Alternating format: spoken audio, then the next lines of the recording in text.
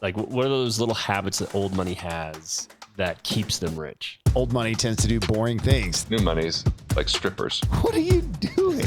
Like, I didn't say no enough because I wanted to be liked. you see that as a real trap. That's Yeah. investing. Just like the dumbest thing ever. You know, new money typically doesn't know loss. I was a gambler in my 20s. I've had clients making $1 million a year that go and lease a Lamborghini. Jeff's got a bunch of money and he said no. What a We're not going to put more than 1% of our wealth into a specific position, no matter what. Yeah, I'm not starting that until I have a team. 100%. So I was worth $8 million on paper. And I gave it all back to the banks. Every dollar. Stick with us because this is going to be exciting.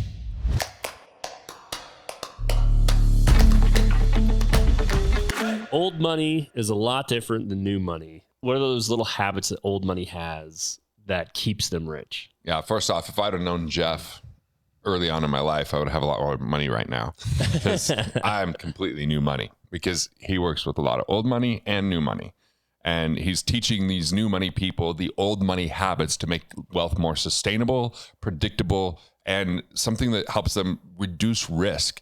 So Jeff's kind of like my secret weapon. This might be the most boring video you watch because old money tends to do boring things. They stick to the tried and true, and it's not exciting for conversations. But I think what we need to talk about here is old money mentality, right? What is the mindset that separates the old money habits from new money that allows that money to compound generation over generation versus just getting consumed by future generations? So stick with us because this is going to be exciting. So first off, like I met Jeff in 2017 and you saved me 179 grand. Yeah. And I was like, cool, Jeff's now part of my tax team. Here's what new money does. They say yes to every opportunity thinking it's always going to work out. They get overly, distracted. I had over 100 real estate properties. I did 2 oil and gas deals. I did 2 IPOs. I did a hard money lending fund that I started and, thinking, oh yeah, we're at 60% loan to value. That's safe. Like just saying yes to too many things and not understanding the ramifications of time and of risk. Yeah, and you're always going to run out of time and money before you run out of ideas and opportunities. So yes, that's a good point. You see that as a real trap where people want to chase every opportunity. And I think the difference in old money is they've sort of understood that they need to be selective. Yeah. And so new money probably finds that boring, whereas old money is going to think, let's make it count. And so let's take our time. Let's be patient. Let's be selective. We don't have to do everything. We just need to do a few things that work out really well. And so instead of thinking, man, every time I have a little bit of money, I need to do something with it. If you just go down that road alone, you think the best investments are for qualified purchasers. That means you have to have at least 5 million just to even qualify to invest. Well, if you don't ever accumulate the 5 million, you're going to be stuck in kind of the low end deals because you're just putting 50 grand here or 100 grand there. So you don't ever even participate in the best stuff because you're not even accumulating to get to a point where you can. So, I think old money also is okay with things that aren't flashy. They're not concerned with impressing people. So they're going to invest in boring businesses, dirty businesses, plain businesses, cash cow businesses. And I think a lot of times new money is more interested in like the story. What can I tell at the party? Do I have this exciting investment? Right. And it's like, that's not a reason to invest. So what's an example between like exciting investments versus, what you're calling boring? A boring business might be like, hey, let's buy the landfill company in a town and let's win the garbage contracts. Yeah. Nursing care homes. And we're gonna make just crazy money, right? Mm-hmm. And the new money is like, well, I'm in this app or this like AI startup, and it's the next unicorn, and it's gonna be this thing. And have you checked it out? And it's like they're so into like and they're losing a lot of those investments, and then they talk about the one that did okay. 100%. 100%. Yeah. So Jeff, I remember you're like talking to one of our clients and they were looking at some private capital deal and you picking it apart with old money thoughts. Cause it was they're like, well, how long have these guys been around? How many market cycles they've been through? Yeah. How much money is the subscription raised? How much have they raised in the past? What's their staying power? And you're like, hey, the way people make a lot of money in private capital is they go with really old firms that have been around for a really long time that have plenty of cash. And I was like, yeah, that's old money thought right there, right? Yeah. New money is like, this is super cool. Because I think this is brand new. This is exciting. It's exotic. It's experimental. And I'm like, what about money makes you want to do exotic experimental things? It's like, no. Like, old money is like, hey, this thing works. Let's do a lot of it. So here's new money. All right. So I'm in my 20s. I have these 3 other partners. And I'm driving my first car I ever bought. It was nice, but it was a few years old. It was an Acura RL. Yeah. I loved it. And all of a sudden they're buying Aston Martins and they're buying, Bentleys, and they're like, dude, you need to buy a really nice car. We'll get really great clients. But like where I was at, I was like, I'll just buy like a Porsche sports, like what's the cheapest, the little like cheap luxury sports car. Like, it was like $30,000, but I was like, it's fun. And I get the logo. And then they're like, we're going to buy one of those for our assistant. You can't drive that. What kind of car, if it was a luxury car, would you want to buy? Well, I went to Scotland in 2005. I took my dad, and we're staying at Glen Eagles, and there was a convention for Jaguar. And so there are Jaguar cars everywhere, and nobody gave a shit about Jaguar. And then all of a sudden one dude pulled up in a Bentley, and the entire crowd descended upon him, looked at the car, and I was like, yeah, I'll get a Bentley. So I get this Bentley. For bonus, Google and see if you can find the picture. Oh God, the picture's so douchey for sure. Dude, this is one of the more embarrassing moments of my life. So there's this real estate lifestyles magazine, right? They just had Kiyosaki on and all these names, and they like reach out to me like, hey, we want to feature you on the cover. And I was like, cool. They're like, we need to do a photo shoot with you. Great. We need to do an interview. So we go to the Salt Flats. I have an Escalade truck and the Bentley. They're both black on black. And, you're in the Salt Flats where it's all white, and they're taking all these pictures, and I'm dressed all in black, and I got these fancy ass boots on. And so that's the cover of the magazine. They interviewed me like, all right.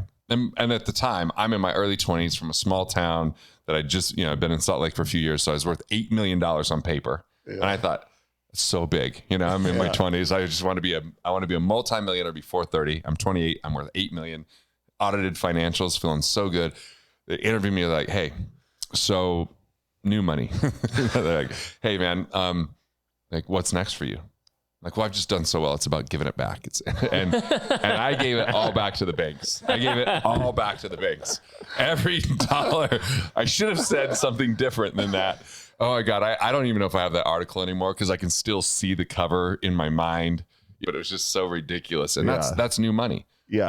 I remember telling my buddy Phil, I was like, yeah, man, I get this hard money lending fund, like 60% loan to value. He's like, on what? Like development? On like, and I was telling him our portfolio. He's like, dude, you're so exposed. You're so risky. Yeah. And I was like, what do you mean? Like, we have so much equity in here. And in 2008, that went away immediately. And I was like, oh, see, I just didn't know. I didn't have the bandwidth. I didn't have the team. I didn't have the understanding. I didn't even know the world of what was possible out there. I didn't know the tax strategies of the ultra wealthy. I hadn't met billionaires. I didn't see how they were investing their money yet. And now I've been to those meetings, I hadn't met you and seeing what you're doing for clients. Is like, I was just so naive. I think there's a key point too, though. You hadn't lost. Yeah, your money journey begins the day you lose your first dollar. Or you lose your first million, maybe. Yeah.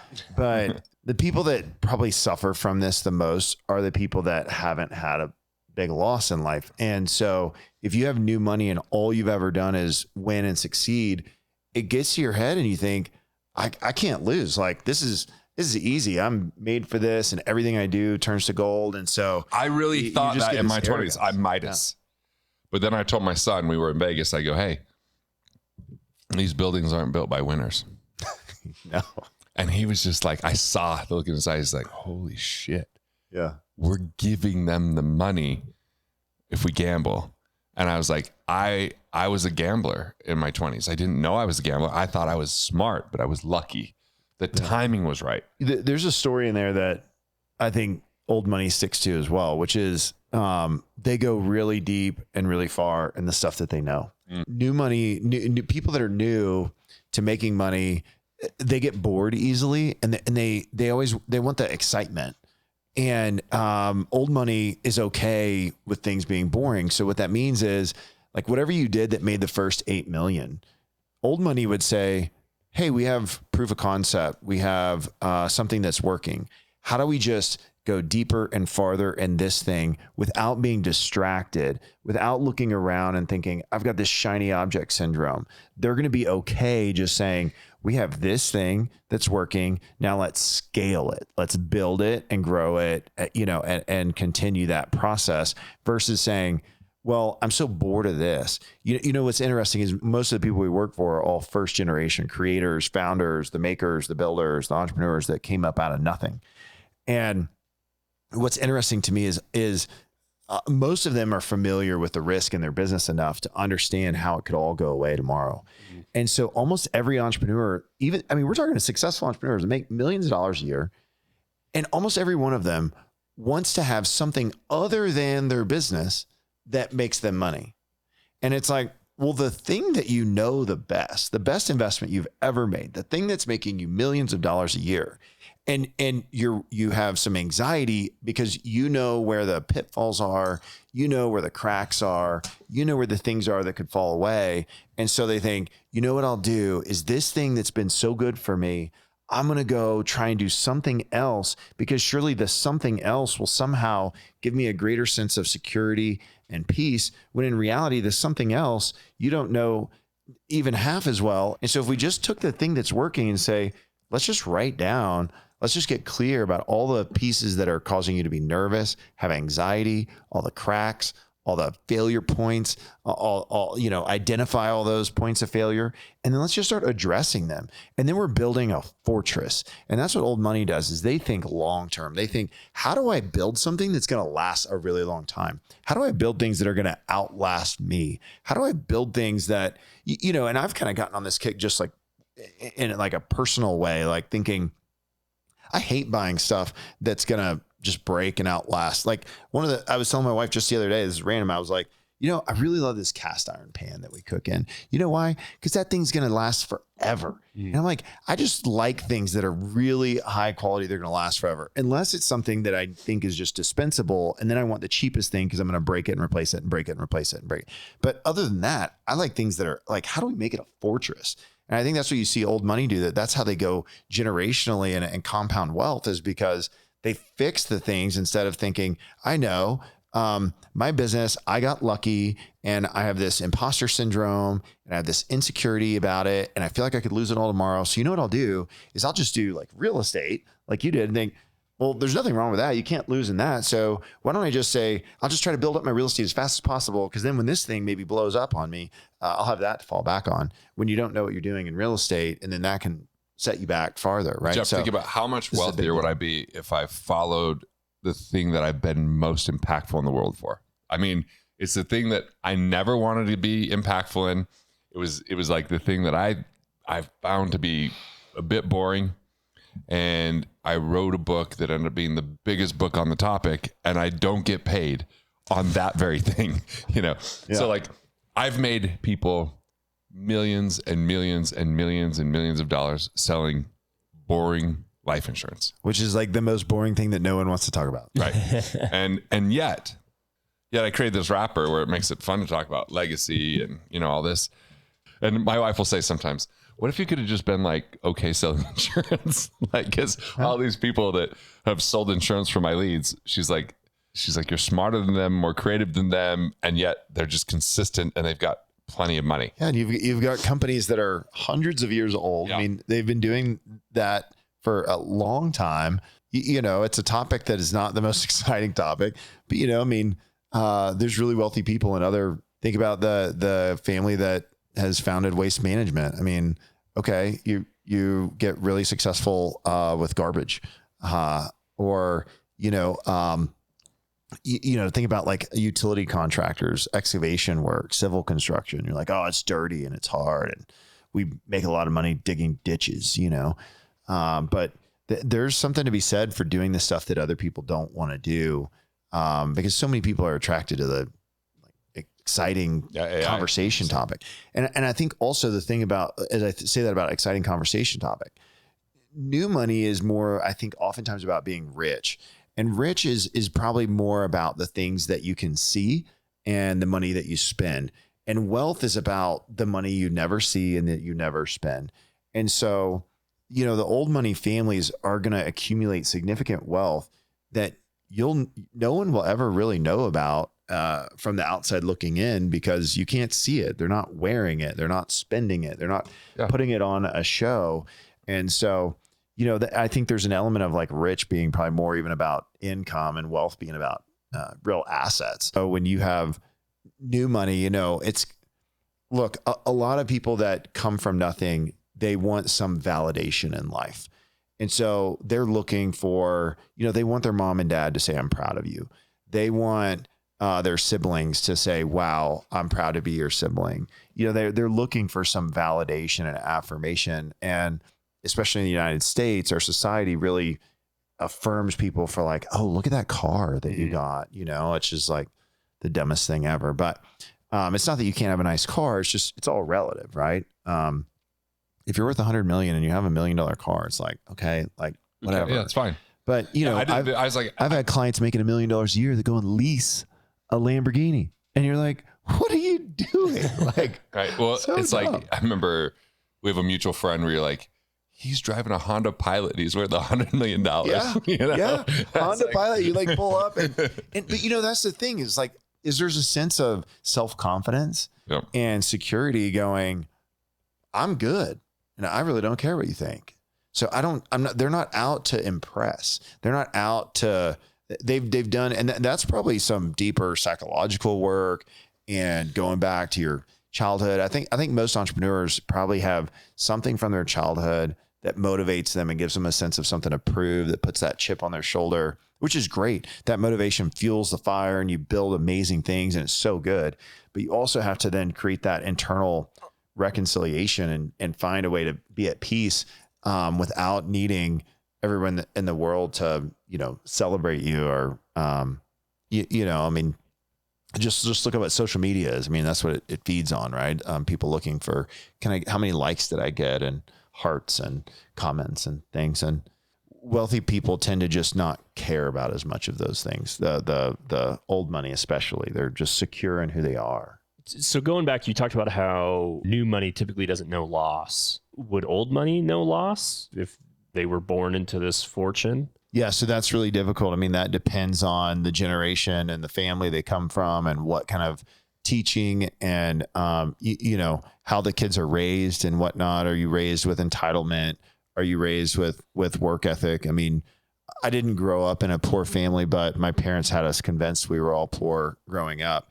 Like you order water if you get to go out to eat and you don't get a dessert and you don't get an appetizer and you order the cheapest thing. And they like raised us as, I don't want to say in like a state of scarcity, but it was a construction company family. So it's blue collar kind of wealth. And, we're out there, I was 10 years old with a tool belt and with a construction crew, no parental supervision, is a different kind of upbringing. I think you can be raised with money, but still be taught values.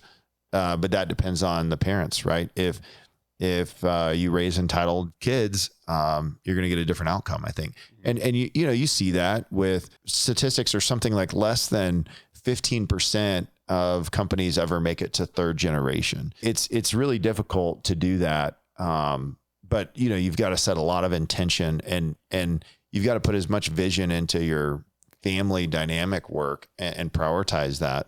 It's not going to happen by accident, I don't think. Yeah, but I guess by the idea of if it truly is old money and it's passed down multiple generations, and there's obviously something in place to have. They're still going to have some losses. Yeah, it's just you're going to have losses. It's just how are they contained? Right. They have a philosophy. They might say we take the money off the table once we get the earnings. You have systems, you have processes. You usually have a family investment policy that's going to govern all of those rules. The family investment policy is going to set the framework for decision making. So you're not making emotional decisions. You're not saying, well, my buddy got me all excited and this thing sounds too good to be true. And this thing's the hottest new thing and I can't hold back. So I'm going to get into it. And you're having more system driven decisions. You've got good framework. And if it really is on multiple generations and working, you've got to have those systems in place for decision making. And, with this one family that I got to spend some time with, who's on their fourth generation now, what they would do is they started teaching the kids. I mean, they're worth about 7 billion, but they would give each new generation, they would create like a G4 fund for the fourth generation. And they might put a little bit of money in it. Maybe they put 5 million in it. And that generation has to start making decisions, and it's like practicing. But at that point, the family, if they lost 5 million, what's 5 million out of 5 billion? It's like you losing a couple bucks. It doesn't matter. So they give them real world training and experience, and they put them, to work doing the job under the supervision of the prior generations who've done it successfully. Right. And so they're forcing those generations to come together and make decisions and have trial and error. And they're probably going to have some losses, and that's probably good. That's probably part of the training, but they're not going to go bet the farm on something. They're not going to go say, let's put 90% of our wealth into something, which is what you see new money do sometimes. They might have a rule that says we're not going to put more than 1% of our wealth into a specific position, no matter what. That limits the impact of the loss. Interesting. In 21, I spoke at this event, 20 billionaires, and I stayed and listened to them. They pitched each other ideas, like what they were working on, and I'm like, a lot of these people could have their own funds to pay for things, and they're still raising funds, which I found fascinating. And they were doing really big, like game-changing thought processes for what they were pitching, but all of them had their stable go-to count on. Like one of the families owns all the Maverick gas stations. I was like, dude, that's a cash machine. He's like, yeah, we have nice bathrooms. We have bigger ceilings when we build a new one. So it's like big doors, like it's a much better experience. And, he's like, and we're just looking to buy more and more and more. And it's like, that's like the very core thing that they're doing that's crushing it for them. But then they had like a production company, and they produced the Christmas Chronicles, and, and so like, but that's a thing that came out of the foundational piece, and, that gave them this asymmetric potential return, but they knew that the foundation was set.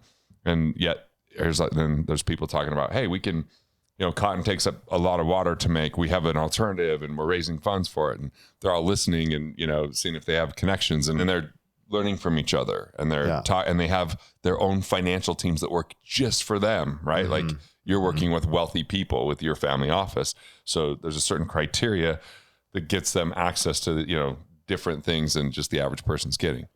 Yeah. I mean, and one of the things you're touching on there is risk management, and when it's all new to you and you're feeling like you're riding high, you don't really think about risk management. And risk management is probably one of the core pillars of a successful family. Is they're thinking, how do we not go backwards? Yeah. How do we lock in the progress? How do we create our entity structuring, our debt shields, using investor capital, our contract terms, our, insurance layers? How do we get serious about risk management, right? Because they understand that we want to lock in the progress and build on it. We don't want to just leave what we've accumulated so far just wide open to loss. You and I have been meeting with someone that works with pretty much every Canadian billionaire, right? Yeah.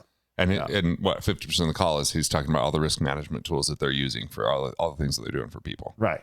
And he's making hundreds of millions a year, like the biggest dude in finance there. Right. And it's like risk management conversation. Right. Which again is boring. Who wants to show up and be like, let's talk about risk management or hot new AI investment? It's like, well, hot new AI investment gets everybody more excited and perked up, but risk management is about is it fair to say this? Keeping the wealth. Old money, new money. Old money is like marriage. New money's like strippers. Yeah. I'll let you run with that analogy. Yeah, I mean, looks good up front, but it's not going to be sustainable. That's not marriage material. A lot of risk. One thing I learned from a family a long time ago was that they said that their philosophy was, you keep the 80% old and the tried and true that's working, and you don't mess with that. That's where 80% of your effort and capital and energy and everything, like, it has to go and maintaining the thing that's working, the golden goose that's laying the eggs, right? Like, protect that. That's the 80%. And they said, then maybe we take 20% of our time and effort and energy and capital, and maybe we'll will work on new things, right? Maybe it's something tangential to the 80%. Maybe it's a new version of the Asymmetric 80%. opportunity, right? Maybe it's something in addition to broadening out, expanding from the 80%. And it's probably not way over here in left field. It's probably, somehow tied to the 80%, but maybe like a new way of doing it, right? Gas station chain. Hey, what if we made it like Buc-ee's, right? And let's do it a little bit different and see what happens. But let's not do 100 of them day one. Let's just do one and see what happens, right? And let's keep the 80% that are working. And so that just use of the 80-20 rule, I thought was really good, because what they said is that as you're sort of in that 20%, that's where your kind of innovation and experimenting and that stuff's going on, but it's contained again. And so if you really like catch fire in there, you really get your stride, or something really starts to work really, really good, eventually that new thing in the 20% that's really working really well over time can become about 80%. That 80%. Yeah. And so you have sort of this slow, like moderated transition. You don't just say, to hell with the thing that's working. Let's do new stuff. Right. I think what was fascinating was that one about, there was one firm that was paying $8 million a year to their entire tax team, but they were making billions, and they said they were saving, 100 million plus. And they're like, we'll take 8 million to save 100 million any day of the week. It's $92 million. And it's like, it's just, look, yet some people, like I just had someone, new money, that's like they want to invest 35 grand to come to the cabin, and I'd already looked at their taxes and I was like, dude, I'm saving them a couple $100 grand on tax, and they're going, well, it's too expensive. I'm like, I don't know, how's 165 grand of new money not a good thing? Here's the thing, new money might go like this: hey, $1,000 an hour for a tax attorney is expensive. Old money's like, I'll just do it myself. Yeah, old money's like $1,000. What do I get? What do I get? Right? It's simple. It's relative. Like, that's investing. And yet, like, new money doesn't know what it looks like to add another zero. And then they're thinking in terms of saving versus investing. They're thinking in terms of like activity. Like probably one of the best examples I talked about this on another video, because I had this mentor. He became friends with Phil Romano. Romano's Macaroni Grill and Fuddruckers and all that from back in the day. And he really, he made his money through the heart stint, not because he invented it, because he got the distribution for it on the golf course. It was like, oh, you invented this thing. I know administrators. And so it was like hundreds of millions of dollars with not a huge amount of effort. So then he goes and having lunch with my mentor, and he's like, hey, I'm going to have this idea and build a company around it. Do you know somebody would be a good CEO for this? My mentor's like, no, but I'll keep an eye out for it. So they have lunch a month later, and my mentor's like, how's the business going? He's like, what do you mean? He's like, well, you had that idea. He's like, oh, I'm looking for a CEO. Did you find anyone? Or do you have anyone? He's like, not yet. And he's like, yeah, I'm not starting that until I have a team. 100%. He's like, you're a multimillionaire. He says, because you hustle your ass off. He goes, I'm a billionaire because I find the infrastructure. Yeah. And that's kind of like old money thinking. Like new money's like, I'm going to, I'm going to post on social. I'm just grinding my ass off and I'm growing this thing and I'll do all the work. And, it's like, and there's a way to make a lot of money doing that, by the way. You could definitely make a lot of money doing that. And it's kind of a shitty way to do it. There are definitely wealthy billionaires that I've talked to, the same thing. They have tons of ideas, great ideas. They've got business models that are going to work. And the one of them was a founder of TD Ameritrade. Okay. Super successful guy. And he says, you know what? I will not start a new thing without the right operator, which is just what you're talking about. He's going, why do it? It's going to suck in my time. Right. And he's got real awareness of the cost of his time. Right. So when we have clients that make, like we've got a client she might make $40 million this year. Okay. Well, that's about $20,000 an hour. The most expensive part of anything is her time. So you have to be super, super careful with the time and go at 20,000 an hour, like pretty much you can delegate everything because you can hire most things for $1,000 an hour or less. So how much of old money looks at three things here: other people's time, other people's ability, and other people's money. Yeah, I mean, all of them. How much of new money goes? My time. I am a badass. I am going to be on the salt flats with my Bentley. Watch me hold my beer. Watch this. I will work harder than you've ever seen. I could do 120 hours a week. Here's another example of my new money mentality. It's like I bought this. I went in a partnership on this commercial building. It was 45,000 square feet. It's 3 floors. It won architectural awards for Utah and Idaho, for interior, for full design. It won national awards. It was amazing. It was a work of art, way beyond my capability when I got it. You know, like I'm basically 45% responsible for it. Now I have to fill it up. I'm a new, it was 2006 when it was built. You know, I'd started in business in 1998, so I was pretty new when it came to it, but I wanted to demonstrate how successful I was. Yeah. And so it was a little bit of like, I didn't think it at the time, but it was a little fake it till you make it. There's a little ego in there. A shitload of ego. But when you're in your ego, it's hard to see it. I was like, man, look at this. We got bamboo floors. we had these like this wall of glass that sometimes people come off the elevator and it was so clean they ran into it. Like every few months you'd hear, it's like, oh shit, somebody hit the glass. I had full arcade games. I had my own private bathroom in this corner. I mean, it was like, we had this thing that looked like when you skate down a half pipe thing or whatever, and it was flipped over and it was like a hood and it came down over and it was just an amazing waste of building money. that I was just like, let me flex, And I mean, like, I just think that that was a new money mistake. Yeah. So I'd say to any parents listening to this, tell your kids you're proud of them. The thing is, like, my grandfather told me that, my parents told me that, like, it was just this, like, what happened was when I was a kid, like, I thought that I was stupid when I was in kindergarten. And so I was going to do everything I could to prove I wasn't. Like, if I was perfectly comfortable in my skin at that time, when they're like, hey, you should get a fancy car, I was like, no, that's cool. You guys should have your fancy cars. Yeah. Let me recount that story. Guess how many clients we got from my Bentley? Probably 0. 0 clients. I'm pretty sure we lost some though. Yeah. Because when you went to our parking lot, we're all like, I was in my 20s. These guys were in their 30s. Too. And it was like, you looked, it was just the fanciest ass cars you've ever seen. And it looked like a exotic car dealership. Yeah. And it was like just so part of the culture for those guys. But one person on our team, my one partner Les, loved cars. He should buy those cars. He bought an SL65 and pumped it up to 700 some horsepower. It took your breath away. I was like, he loved it. But for me, it didn't matter. Like, but other people, that's what they love. I just think that new money mistakes, they watch Instagram and they go, oh, wealthy people buy used cars. Maybe they do, maybe they don't.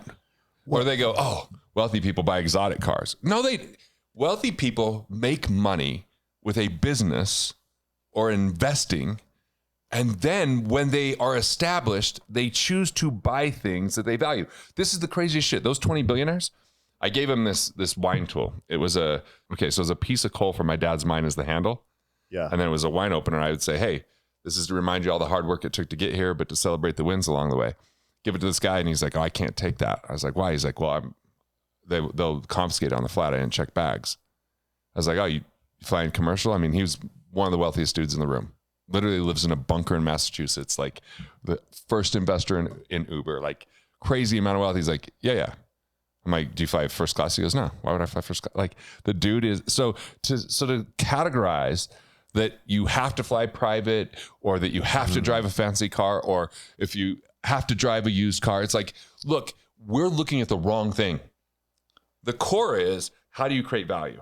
What are your philosophies, methodologies? What's your team? How do you build wealth? And then how you spend wealth isn't the indicator of anything unless you're the person that's making $1 million that's renting the Lambo.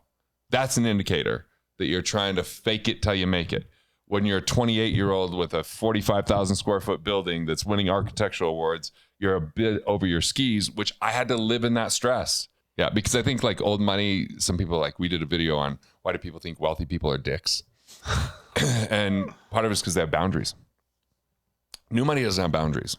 That's very insightful. Like new money talk goes, more about that, because that's super new money insightful. Because of the very thing you talked about, where New money is like proving themselves. Mm-hmm. They want to be proud of me. And look, man, I've never met an entrepreneur that doesn't have something that they're trying to like prove out, fix, avoid. 100%. It's part of the entrepreneurial DNA. Yeah. Like it created the ambition. Exactly. Right. And, you've referred to me people where I'm like, going, oh, you're super wealthy. And I can see exactly why you're unhappy. Yeah. Here's how you operate with money. And they're like, oh, damn, that's right. Yeah. So, so like the new money wants to people please. Right. Because of the flash, because of the validation, because the old money is So they don't set being boundaries. Like, I'm sorry, I don't lend money. Boundaries. That's not what I do. Yeah. They just, and so people go, oh, that Jeff's got a bunch of money. And he said, no, what a dick. No, actually, you just value your money. I think it's deeper than that. It's about clarity of purpose and values. Yeah. And so that when you're clear, it's kind of like what I was saying, having these like family policies that ties into having a family constitution. When you have a family governing structure and you say, these are the values and these are my principles. The boundaries are easy once you're clear it's the method, on those principles and values. Yes. What happens is most people aren't clear about what they want in life, their principles, it's 1,000 their values. tiny cuts, right? So then they're just like, I don't know what I stand for. It's exhausting too, because they're going, well, should I do this? Yeah. And they're thinking about it, ruminating on it. And like Raul's here, and yesterday we did his family constitution, and it was a work of art. This is someone's values established, and it's like an act of love for his family. And it was literally like his 5 family values in the family constitution. You, like me knowing him, I'm like, this is who Raul is. And then he's telling stories about when he started his business and his parents helping him out just enough, but how serious he was about it and how that helped develop it. And it's like, now we've got it captured in a document that's a framework, and he's going to have a retreat with his family and talk about it. Like, that shit's inspiring. That's an old money move. That's how you get boundaries. Yeah. And then it's easy because you're operating from this place of alignment of, I know what I want in life. I'm clear about what matters. That was our whole conversation. My values. How do you get to alignment? So then when you have investments and ideas and opportunities come in, it's really easy because you're just going, well, is that in alignment with me or not? And if it's not, it's just an easy no. It's not. There's no more fear of missing out. There's no more. Well, my buddy told me it's gonna. I did a 18x. I did a stupid NFT, bro. I did an NFT because I just don't want to miss out. Bro, well, what be the winning lottery ticket. They're like, dude, if you do this NFT, you can sell it later, but then you can like get to know Steve Aoki, the DJ. And I'm like, dude, my kids want to do music. Though. And I was funny because one of my friends, Brad, he was like, he's a Bitcoin maximalist. He's like, you're just pissing your money away on those NFTs. I just promise you, it's nothing. And I was like, I get access. He's like, there's other ways to get access. It's so dumb. Somebody interviewed me one time and they said, like, how do you get in the room with all these wealthy people? And I said, well, I think you're asking the wrong question, right? Because if your goal is how do I get in that room or how do I get that access, it's going to lead you down for sure the wrong path. All I've focused on is how do I keep my head down and add more value than I added yesterday? Yeah. How do I do more value for my clients than we did before? How can I help our clients in a way we haven't before? How can I just do more and add more value? And what I find is the more value we add, the more access we get, the more value we create, the more invitations we receive. And so, it's like focusing on what value can I give the world versus what can I get? You start to receive with abundance. And so I think sometimes people are, I was reading this thing that said, money follows mission, not the other way around. And so you can't just be like, well, I'm going to chase the money and then figure out my mission. There's a study by Shirley Blotnick of people that followed the mission first and people that followed the money first. And out of the 2,500, like they lost a bunch of people in the tracking, but they were tracking around 1,500. 99 of the 101 people that became millionaires followed the mission, and only the 2 people followed the money. That's an overwhelming data point. And so I think when you have those boundaries and that alignment with those principles and values, and then you operate from that place, it's easier to say no. Biggest issue in my new money world is I didn't say no enough because I wanted to be liked, and I didn't have the hard conversations because I didn't want to disrupt. And I feel like my number one level of immaturity in my life as a leader is that I've tried to just play nice instead of say, that's not going to work for me. I talk about it as the freedom threshold. I think people go through this process of crossing a freedom threshold. And to me, crossing that freedom threshold is getting to a place where you realize that the way you've set your life up, the way you've set up your finances, you're no longer going to have to live on your P&L. You're trading your time for money, your labor, your earned income, and you can really start to realize that your balance sheet and your assets are actually enough to support you. And that number is different for everybody. You know, for one person, it might be 5 million. Another person might be 50. Heck, one of the happiest couples that we know, their net worth is probably 2 million. And they've lived in like a shack in Hawaii, like spearfishing for food. And they've lived in like a trail, like being like trail maintenance for the Appalachian Trail. And like they've done all sorts of things. They're as happy as can be, you know, and so it doesn't require a lot of money. What it requires is you getting clear about what it is that you really want in life. And I met with this mentor of mine that he's super successful and owns, I don't know, an ungodly amount of real estate. And I thought when I met with him, I thought I was going to go meet with him. And I'm like, cool, super wealthy guy. He's going to like look at my P&L and tell me, fire these people, hire these people, stop that, start this. And what did he do? The first meeting, the whole meeting was he was just digging in to, did I have clarity in what I want in life? And the reality was I didn't.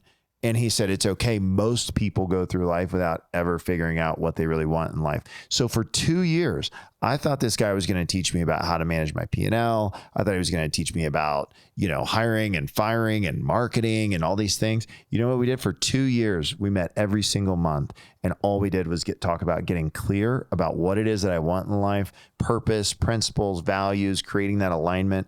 And so then from that place, from doing that work, all the decisions become easier. The hard conversations become easier. You don't have to worry about, it's a different place of operating. Because for me, I sold a company 4 years ago and it put my family across our freedom threshold.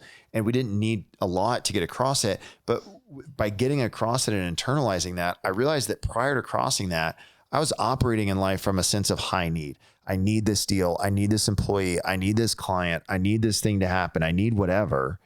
And then once crossing my freedom threshold, I realized that need came way down. And when you have high need, you operate from a place of low power, which means you don't have much to negotiate because you're in this like needy state. But crossing that freedom threshold and embodying that and realizing it, it's like, I could close everything I'm doing right now and my family set the rest of my life. I don't need to make another dollar. I don't need to earn any more income the rest of my life. Well, that changes the game when you think about, well, what clients do I want? How do I handle tough conversations? Who do we take on as people on our team? What business deals do I get into? Why do I get into them? Because now you can operate from a place of really all of the things I do from my professional effort are optional.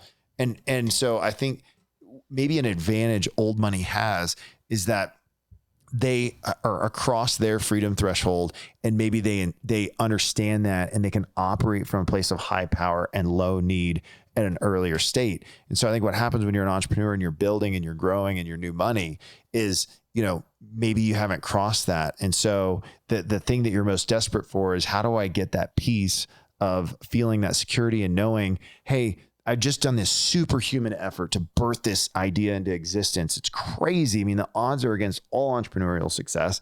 The odds are terrible of succeeding. So if you succeeded and you're making millions, you are still have it very fresh in your mind of like, you know, when you couldn't make rent or you were living in a car, or you grew up poor or whatever it was, or like, you know, for me, growing up, I had a period of no friends. I was bullied as a kid or whatever it is. Now you're bullied by me. Now I just have one bully that, you know, I was like a master manipulator over here. I'm not sure if we're friends or not, but you know, so whatever that is that's driving you, right? And so you think, man, like all this could go away and I still remember what it was like and I don't want to go back there. And how can I kind of like lock this in? And so there's all this anxiety and tension around having that sense of security. But that causes them to operate from this place of high need. And they just give away all their boundaries. They give away all their power. They give away any ability to negotiate, you know, and so they let everything and everyone else have more control over them than they do of their own life. And so even if it's not that much money and you can just get clear and have that alignment and say, I'm good, that changes your conversations and your decisions. And now you say, I don't need this client. I don't need this employee. I don't need this contract. I don't need this business. I don't need this. I don't need any of it. But however, if I enjoy the relationship, if it's working out well, if this is good, if it's an alignment, if it's valuable, I can say yes. Yeah. right? And that makes those things so much easier, you know. And I've been on both sides, and you know, so I feel for the people that haven't yet embodied that. And sometimes it's not a function of money; it's a function of clarity.